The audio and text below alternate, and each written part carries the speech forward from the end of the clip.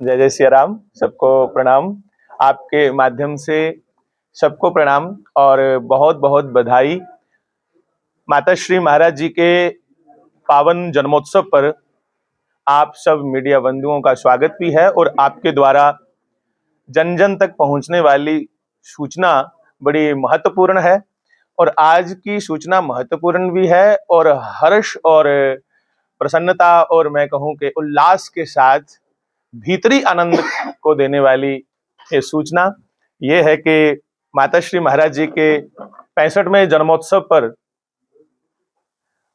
सब मिलकर के श्री गौ गोपाल महायज्ञ का दर्शन करेंगे। और माता जी महाराज जी के प्रयास से ही, भगवान की कृपा से ही, उन्हीं की कृपा से, प्रयास भी उनका है, कृपा भी उन्हीं की है, जो हमें आज ये यज्ञ देखने को मिल रहे हैं। सनातनी परंपरा का दर्शन हो रहा है। और कहूं कि जो यज्ञ 18 दिसंबर 2025 से शुरू होकर 26 दिसंबर तक चलेगा। इस यज्ञ में सांस्कृतिक विचारधाराएं रखी जाएंगी। हमारी भारतीय परंपरा क्या है उसको प्रस्तुत किया जाएगा। और यज्ञ का नाम है श्री गौ गोपाल महायज्ञ। इस गौ गोपाल महायज्ञ में गौ की महिमा क्या है, गौ की गरिमा क्या है, क्यों भारत ने गौ को कहा है, इस पे विशेष चर्चाएं होंगी। और गोपाल मतलब श्री कृष्ण ने जो गीता में हमें उपदेश किया, आदेश किया, उस पे चर्चा होगी।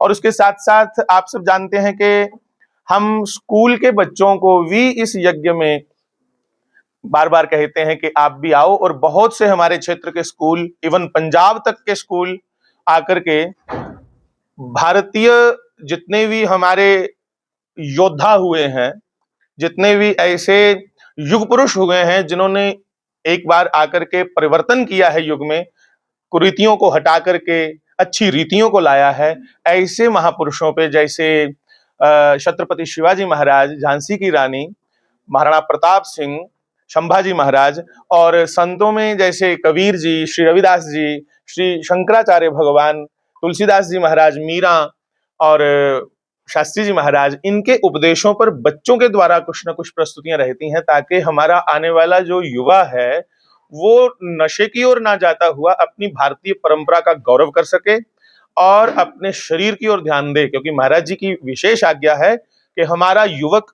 धार्मिक होने के साथ साथ बलिष्ठ हो।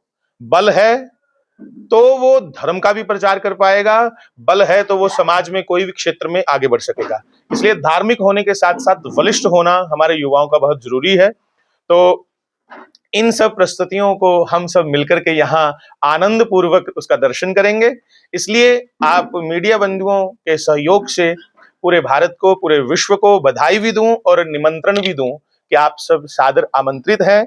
16 से यहाँ प्रक्रिया आज शुरू हो गई है लगभग, पर पूर्णतः 18 दिसंबर से 26 दिसंबर तक चलने वाले इस यज्ञ में अच्छे अच्छे महापुरुष आ रहे हैं, जिसमें बहुत से हमारे सिख कीर्तनीय जो हमारे भाई हैं उनको भी निमंत्रण इसलिए होता है हर साल कि शहीदी दिवस भी आ रहा है 4 साहिबजादों का। उस शहीदी दिवस पर भी एक प्रयास रहता है कि हमारा युवा अपने असली हीरोज को पहचाने। हमारे असली कौन आदर्शवादी जो एक्टर हैं, हीरो हैं, एक्टर कहना गलत है, जो असली हीरो हैं वो हमारे देशभक्त हैं, वो हमारे संत महापुरुष हैं, वो हमारे ऐसे युग पुरुष हैं जिन्होंने सही में कुर्बानियां दी हैं। तो इसलिए उनको भी याद किया जाएगा, 4 साहिबजादों को। गुरुओं की कही हुई वाणी यहाँ प्रस्तुत की जाएगी जिससे हम अपने जीवन को साकार बना सकें। तो बंधुओं, इन सब बातों को देखते देखते महाराज जी के जीवन पर आधारित भी चर्चाएं होंगी कि धन्य है शास्त्री जी महाराज, जिनको आज लोग इतना प्रेम करते हैं कि जैसे यहाँ प्रेस वार्ता हो रही है, जितने संत महापुरुष आए हैं सबके श्री चरणों में मेरा वंदन, भारत के सभी संतों के चरणों में मेरा वंदन, जिन्होंने अपने अपने स्थान से, अपने अपने प्रांत जिला से, अपने अपने वहां समाज को लेकर के प्रेस वार्ता की है। आप देख रहे हैं आरएस पुरा वालों ने अलग से प्रेस वार्ता की, संतों ने, स्थानीय लोगों ने, विश्ना वालों ने, दरिया पार अखनूर वालों ने, पंजाब वाले, गुजरात, राजस्थान, सब लोग अपने अपने स्थान पे बधाई दे रहे हैं। और शास्त्री जी महाराज की कही हुई जो शिक्षाएं हैं, बताई हुई पवित्र वो बातें हैं, बानी है, उस पे चलने के लिए हमें सब संत कह रहे हैं कि तभी जीवन का कल्याण है। देखिए महाराज जी का कितना उच्च स्तर होगा, कितना महाराज जी का उच्च भाव होगा कि महाराज जी ने सीधा सीधा कह दिया है कि हमारा युवा धार्मिक हो और धार्मिक होने के साथ साथ बलिष्ठ हो। और बंधुओं देखिए अपना उनका त्याग कैसा था कि महाराज जी के त्याग की भावना को हम कहां तक प्रस्तुत करें कि महाराज जी को जब एक बार उनके पिताश्री ने कहा कि आप स्कूल में सरकारी मास्टर हैं तो आप तनख्वाह कहाँ है, आपकी तनख्वाह तो लाते नहीं। महाराज जी क्योंकि बांट देते थे जरूरतमंद स्टूडेंट्स में, विद्यार्थियों में, या जरूरतमंद जो कुछ गरीब घर थे उनमें बांट देते थे। तो तब शास्त्री जी महाराज ने अपने पिताजी के चरणों में प्रणाम करते हुए कहा, पिताजी मैं आपका पुत्र शास्त्री आपको वचन देता हूं कि मैं वो कमाई जीवन से करके जाऊंगा जो कमाई खर्च करने से खत्म नहीं होगी, जो जितनी खर्च करोगे उतनी बढ़ेगी। और वो कमाई है राम नाम की, वो कमाई है अध्यात्म की। आज उनकी कमाई देखिए आप कि जिन बच्चों ने उनको देखा तक नहीं वो भी खाली महाराज जी को याद करे तो उनके नेत्र भर आते हैं। ये कमाई ही है। इतने आज आप जितने प्रेस मीडिया वाले बंधु यहाँ पहुंचे हैं, ये आपका भी तो प्रेम है उनके प्रति, जो आपने खुद हमें कहा कि महाराज जी इस बार हम वहां आना चाहते हैं। क्यों? क्योंकि हम उनकी समाधि का दर्शन करेंगे। तो ये सबका प्रेम है उनके प्रति। आप देखिए जब वो मास्टर थे स्कूल में तब भी उनका अपने मन में कितना कर्म के प्रति बोध था।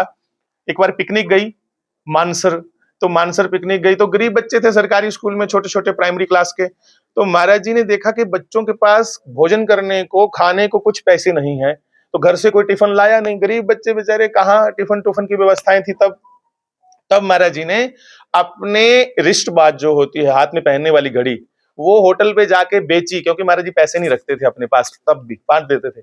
रिस्ट वॉच बेच करके सभी बच्चों को भोजन कराया और बच्चे रोने लगे कि ऐसा भी कोई टीचर होता है, मास्टर होता है, जो अपने हाथ की घड़ी को, HMT कंपनी की घड़ी थी मुझे याद है, अपनी घड़ी को बेच करके जो बच्चों को इतना प्रेम करता है कि पहले बच्चे भोजन करेंगे उसके बाद मैं भोजन करूंगा क्योंकि मुझे तनख्वाह इन बच्चों के कारण मिलती है।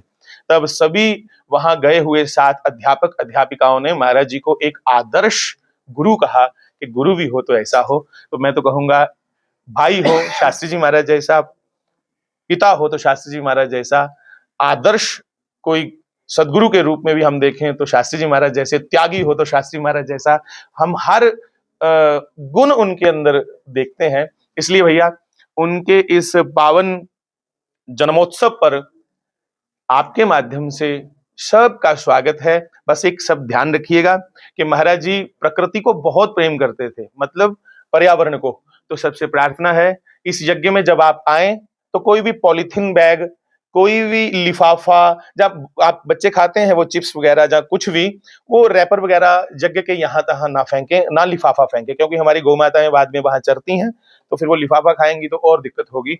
हाँ, तो इस बार लंगर में भी हमने डिस्पोजेबल थाली गिलास वो सब बंद, सबसे प्रार्थना की कि वो नहीं चलेगा, सब स्टील प्लेट्स, ताकि गंदगी ना फैले। तो क्यों, जहां सफाई वहां खुदाई।